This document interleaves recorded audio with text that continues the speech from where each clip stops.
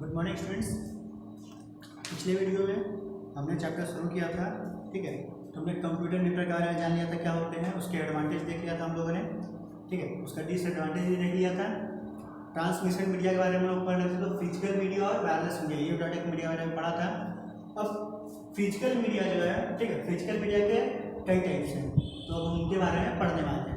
तो आज का वीडियो शुरू करते हैं। तो इसमें हम लोग जो पॉइंट्स कवर करने वाले हैं, ठीक है, वो हम लोग पॉइंट्स को देख लेते हैं, ठीक है। तो फिजिकल मीडिया में आपको जो तीन आपकी बुक में केबल्स दिए गए उनके बारे में पढ़ना है, जैसे twisted pair cable, coaxial cable, fibre optic cable, ठीक है, इन तीनों के बारे में पढ़ना है।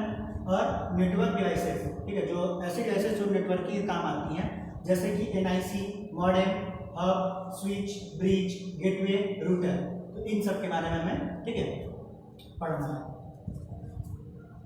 तो सबसे पहले क्या है, ट्विस्टेड पेयर केबल, ठीक है। तो ट्विस्टेड पेयर केबल क्या है, जैसा कि इनके नाम से क्या है, पेयर में होंगी, ठीक है। तो जो केबल्स होंगे पेयर में होंगे और ट्विस्ट होंगे। ट्विस्ट मतलब क्या होगा, आपस में मुड़ी हुई होंगी, जैसे इस तरह से,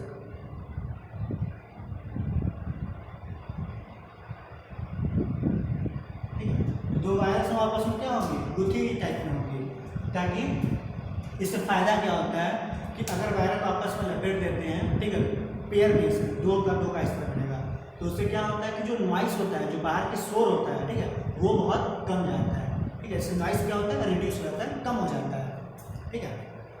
तो जैसा कि बुक में दिया भी है, इसके ऊपर प्लास्टिक कवरिंग होती है, ठीक है, प्लास्टिक की कोटिंग होती है, ताकि वो जो वायर हो सेफ रहे किसी मतलब बरसात से, धूप से, इस तरह से, ठीक है। और जो मोस्टली जो ट्विस्टेड पेयर केबल्स होती हैं उनमें दो पेयर होता है, यानी चार वायर्स होती हैं कम से कम, इसके ज़्यादा भी हो सकती है, ठीक। हम लोग को देखना है कोएक्सियल केबल, ठीक है। तो ये जो कोएक्सियल केबल है वो बहुत ही पॉपुलर है, ठीक है। केबल टीवी जो इंडस्ट्री अब तो केबल टीवी तो बंद हो गया, तो केबल टीवी जो क्या होता था कि अपने घर से लोग दूसरे जो भी होता था उनको देते थे, तो केबल जो ज़्यादा था वो कौन सा केबल था, कोएक्सियल केबल, ठीक है। ये बहुत ज़्यादा पॉपुलर है। ये हैवीली सील्ड होता है, ठीक है। ये हैवीली सील्ड है मतलब इससे बहुत ज़्यादा सील्ड लगाया जाता है, कैसे वो देखिए। और ये क्या है, सील्ड ज़्यादा होने की वजह से ये भी जो बाहर का नॉइज़ होता है, जिसको भी डिस्टर्बेंस भी कह सकते हैं हम लोग, ठीक है, शोर, तो उससे ये क्या होता है और ज़्यादा सेफ होता है, उसमें और ज़्यादा उसको क्या करता है, रिड्यूस कर देता है। तो ये जो है, ठीक है, तो सबसे ऊपर क्या होती है, प्लास्टिक की कवरिंग होती है, ठीक है। सबसे ऊपर में कोएक्सियल केबल की बात कर रहे हैं, तो उसमें क्या होगा, प्लास्टिक कवरिंग होगा, उसके अंदर, ठीक है, ब्रेडेड मेटल होगा, ठीक है, मेटल का होगा। इसके बाद इंसुलेटिंग मटेरियल होगा, ठीक है, इंसुलेट का होगा ताकि वो रिएक्शन ना करे।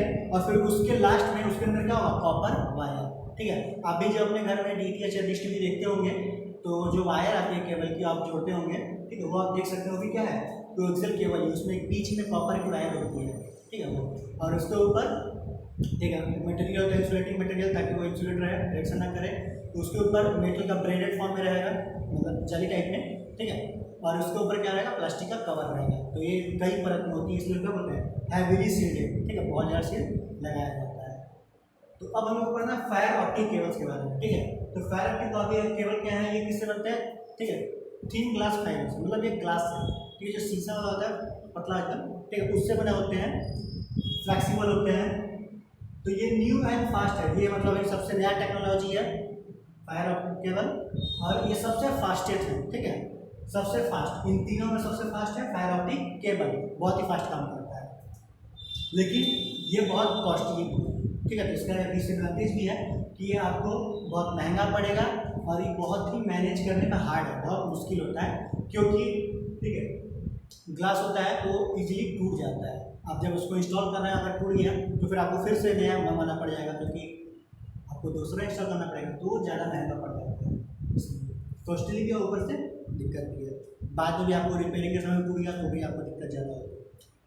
और क्या है, ठीक है, एक टर्म यूज होता है इसमें, बैंडविड्थ, ठीक है, क्या है, बैंडविड्थ। इसका मतलब क्या होता है, amount of data that can be transferred through a transmission media at A given time.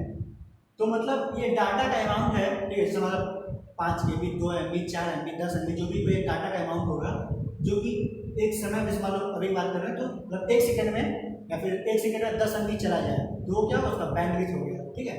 तो अब जैसे अगर इन तीनों की बैंडविड्थ की बात करें, तो सबसे अच्छा बैंडविड्थ किसका होगा, सबसे ज़्यादा बैंडविड्थ किसका होगा, फाइबर ऑप्टिक केबल का, इसलिए क्या है सबसे फास्टेस्ट है, ठीक है, बहुत ही फास्ट डाटा को ट्रांसफर कर सकता है। तो हमने देख लिया कि तीनों में सबसे अच्छा कौन है, फाइबर ऑप्टिक केबल, लेकिन हम लोगों ने डिसएडवांटेज का पढ़ लिया कि क्या है, बहुत कॉस्टली और हार्ड टू मैनेज है। ठीक है, ये तीन तरह के केबल्स हैं जो कि फिजिकल मीडिया में आते हैं। वायरलेस मीडिया, ठीक है, तो वायरलेस मीडिया में आपको क्या है, आपको इन सब केबल्स की जरूरत नहीं है, वो सीधा वायरलेस के थ्रू, ठीक है, बिना तार के जाता है, जैसे वाईफाई हो गया, ब्लूटूथ हो गया। पर उसमें ये दिक्कत है कि उसकी एक रेंज होती है, जैसे 10 मीटर है, 20 मीटर है, तो जितना भी रेंज है आप उस रेंज के थ्रू उतना, जैसे ब्लूटूथ का रेंज है तो आप उसको रेंज के बाहर नहीं जा सकते। लेकिन वाईफाई है तो उसका सब इंटरनेट के अगर थ्रू करते हैं तो उसका कोई रेंज नहीं है, आप यहाँ से विकास भी कर सकते हैं, तो वो ठीक, वो सेटेलाइट के थ्रू होता है, तो वो आपका क्या है, उसमें आपको मतलब रेंज का कोई दिक्कत नहीं है। तो ये है वायरलेस मीडिया। अब हम लोग को पढ़ना है नेटवर्क डिवाइसेस के बारे में, ठीक है। नेटवर्क डिवाइसेस ऐसी डिवाइस है जो कि नेटवर्किंग के काम आती है, नेटवर्किंग में हेल्प करती है। तो यहाँ पे कुछ दिया गया, सबसे पहला है एनआईसी, ठीक है, नेटवर्क इंटरफेस कार्ड। क्या है जैसे नेटवर्क इंटरफेस कार्ड, ठीक है।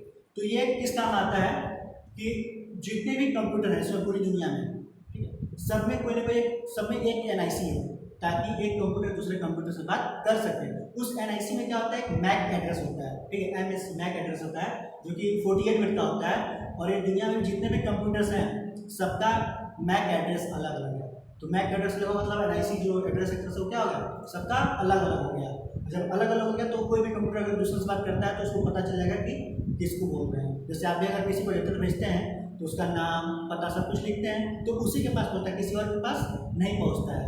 तो उसी तरह से एनआईसी या मैक क्या हो गया, कंप्यूटर का एड्रेस हो गया, ठीक है। मॉडेम क्या है, ठीक है, तो मॉडेम का फुल फॉर्म क्या होता है, मॉड्यूलेटर डीमॉड्यूलेटर। तो ये मॉड्यूलेट करता है और डीमॉड्यूलेट करता है। इसका मतलब क्या है, ठीक है, ये एनालॉग सिग्नल को डिजिटल सिग्नल में कन्वर्ट करता है और डिजिटल सिग्नल को एनालॉग सिग्नल में कन्वर्ट करता है। जैसे आप जब टेलीफोन लाइन से जो इंटरनेट आता है तो क्या होता है, वो एनालॉग सिग्नल होता है, जबकि आपका जो कंप्यूटर तो क्या पढ़ता है, डिजिटल सिग्नल, ठीक है। जैसे ये कंप्यूटर है और क्या है, टेलीफोन लाइन्स हैं। आपका जो मॉडेम होगा, ठीक है, ठीक है, मॉडेम हम बीच मान लेते हैं। ये क्या करेगा कि यहाँ पे जो एनालॉग है, जो एनालॉग सिग्नल है इसमें, और इसमें क्या चाहिए हमको, डिजिटल। तो ये एनालॉग लेगा, ठीक है, और क्या इसको कन्वर्ट कर देगा डिजिटल में, ठीक है, ताकि कंप्यूटर उसको रीड कर सके। अब अगर कंप्यूटर से आपको कुछ भेजना है, ठीक है, आपको किसी दूसरे जगह इंटरनेट पे या कंप्यूटर पर कुछ भेजना है तो भेजेंगे तो आप इसी के थ्रू, तो आपको फिर से क्या चाहिए, आप इसको मॉडर्न भेजेंगे, मॉडर्न क्या करेगा, इसको फिर से एनालॉग में कन्वर्ट कर देगा। तो एनालॉग से जब डिजिटल में कन्वर्ट करता है उसको क्या बोलते हैं, मॉड्यूलेटर, ठीक है। तो किसका काम करता है, मॉड्यूलेटर का काम करता है। और जब कंप्यूटर से टेलीफोन लाइन यानी डिजिटल से एनालॉग में जाता है तो उसको क्या बोलते हैं, एक क्या करता है, डीमॉड्यूलेटर, ठीक है, डीमॉड्यूलेशन करता है, तो उसको बोलते हैं डीमॉड्यूलेटर। तो ठीक है, यहाँ पे आप देख सकते हैं कि इसी का शॉर्टकट है, मॉड्यूलेटर डीमॉड्यूलेटर, तो बन गया क्या, मोडेम, ठीक है, मॉडेम। तो यही दोनों काम करता है। अब हम लोग का हब एंड स्विच के बारे में, ठीक है, तो हम लोग देख सकते हैं इनका। तो हब एंड स्विच दोनों का काम एक ही है, जो भी नेटवर्किंग डिवाइसेस होती हैं उनको आपस में कनेक्ट करते हैं, ठीक है, पर दोनों का काम करने का तरीका जो थोड़ा अलग है, कैसे वो देखते हैं हम लोग, ठीक है।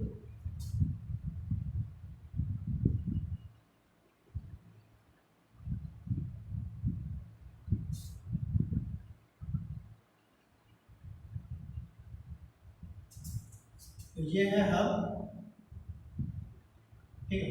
तो यहाँ पे भी जैसे मान लीजिए आपका प्रिंटर है, ठीक है, ये कंप्यूटर 1 है, कंप्यूटर 2 है, ये आप स्कैनर ले सकते हैं, जो भी चीज़ आप, जो भी नेटवर्क में आपको काम आने वाले डिवाइसेस हो उनकी बात कर सकते हैं, ठीक है। तो ये चालू हो गया। अब इसके बाद हम लोग मान लेते हैं स्विच,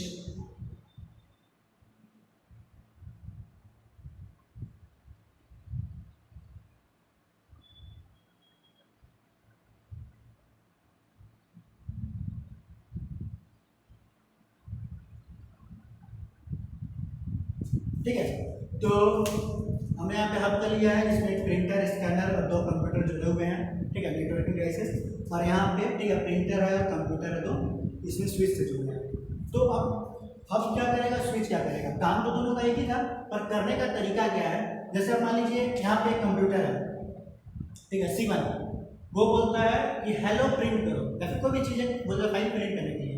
तो हब क्या करेगा, यहाँ से वो भेजा, ठीक है, तो पहले जाएगा हब के पास और हब चारों को मैसेज भेजेगा, प्रिंटर को भी भेजेगा, कंप्यूटर 1 को भी भेजेगा, कंप्यूटर 2 को भी भेजेगा और स्कैनर को भी भेजेगा। अब प्रिंटर उसको पढ़ लेगा और प्रिंटर उसको प्रिंट कर देगा, ठीक है। पर इसमें क्या है, दिक्कत ज़्यादा होती है, कॉस्ट ज़्यादा आता है, क्योंकि अब ये मैसेज फिर मान लीजिए अभी तो हम लोग 4 लिए हैं, अगर 10 होगा तो 10 को मैसेज भेजेगा, 10 उसको पढ़ेंगे तो उतना टाइम जाएगा, ठीक है, और 10 में से जो सही होगा वो काम करेगा। तो अब स्विच क्या करता है, स्विच स्मार्ट तरीके से काम करता है। कैसे, स्विच में क्या है, जैसे हमने कंप्यूटर में कहा कि हेलो प्रिंट करो, ठीक है, तो वो इसके पास आएगा स्विच के पास, और स्विच सिर्फ प्रिंटर, मतलब मान लीजिए ये भी अगर बोलता है कि प्रिंटर 1 से प्रिंट करना है तो प्रिंटर 1 को भेजेगा, प्रिंटर 2 को भी नहीं भेजेगा, ठीक है। तो दोनों में क्या डिफरेंस हो रहा है, जो हब है वो जो भी मैसेज आता है, जो भी इंफॉर्मेशन होती है, जो भी डाटा होता है, वो सारे को भेजता है, ठीक है, उसमें जितनी भी डिवाइसेज जुड़ी हैं सारे डिवाइसेस को भेजता है। जबकि स्विच क्या करता है, जिसके लिए मैसेज होता है सिर्फ उसको भेजता है। तो ये स्मार्ट तरीके से काम करता है, ठीक है, ये दोनों अंतर है। अब हम लोग को पढ़ना है ब्रिज और गेटवे के बारे में, ठीक है। तो ठीक है, हम लोग देख लेते हैं इसमें।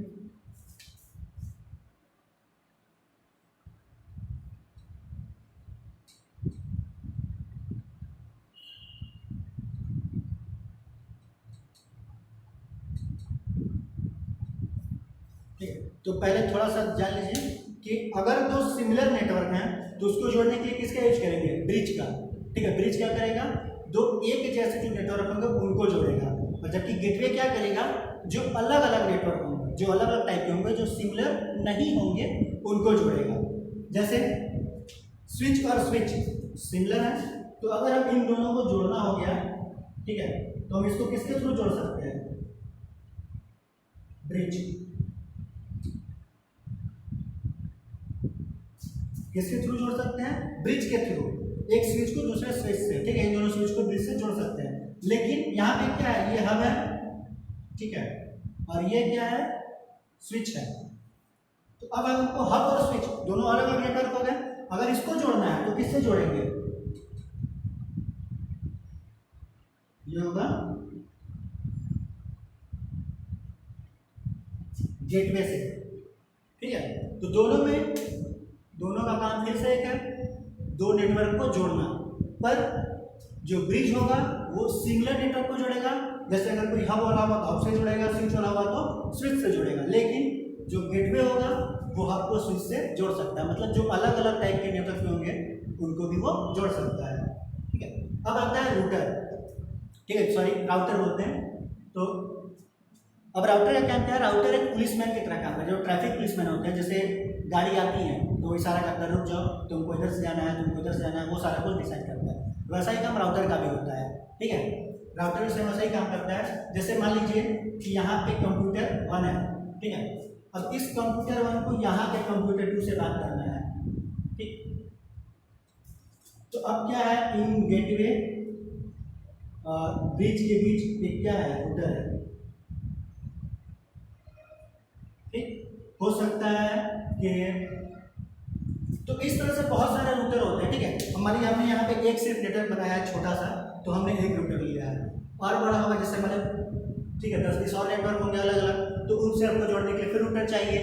तो रूटर क्या करता है, तो यहाँ से जो C1 होगा वो मैसेज आएगा पहले हब पे, फिर हब से वो जाएगा गेटवे के पास, फिर गेटवे से जाएगा रूटर के पास, फिर रूटर बताएगा कि कौन सा पाथ छोटा है। तो यहाँ पे सबसे छोटा पाथ कौन सा है, ये वाला, क्योंकि यहाँ से ब्रिज भेजेगा, फिर ब्रिज से यहाँ और यहाँ भेज सकता है। तो रूटर उसको बताएगा जो भी मैसेज आएगा, ठीक है, कि तुम पहले इस वाले ब्रिज के पास जाओ, तो यहाँ पे मैसेज आएगा, फिर यहाँ से मैसेज इस स्विच पे आएगा, फिर यहाँ से मैसेज इस C2 के पास आएगा, ठीक है। तो इस तरह से पूरा मैसेज चलेगा। अब मान लीजिए इसी रूटर 4-5 और होते, ठीक है, यहाँ पे 4-5 और ब्रिज होते, तो ये फिर रूटर डिसाइड करता है कि कौन सा ब्रिज होकर कहाँ से जाना है। जैसे कई बार होता है कि बहुत सारे लोग मैसेज भेजते हैं, ठीक है। जैसे कई बार होता है कि जब आप बोलते हैं कि नेटवर्क मतलब किसी का जाम हो जाता है, कोई ऑफिशियल जो वेबसाइट होती है काम नहीं करती है, ठीक है, तो वो भी यहीं पे मैसेज आती है। मतलब वजह यही होती है, क्या होता है कि जब बहुत सारे लोग मैसेज उसी को भेजने लगते हैं तो वो रास्ता जाम हो जाता है, उस रास्ते में बहुत सारे मैसेज पहले से हो गए, तब रूटर दिमाग लगाता है और फिर उसको दूसरे रास्ते से भेजता है, तो जब टाइम लगता है उसमें ज़्यादा और वो मैसेज चला जाता है। ये काम है रूटर का। और जो मैसेज जाते हैं, ठीक है, वो छोटे छोटे पैकेट में बढ़ जाते हैं।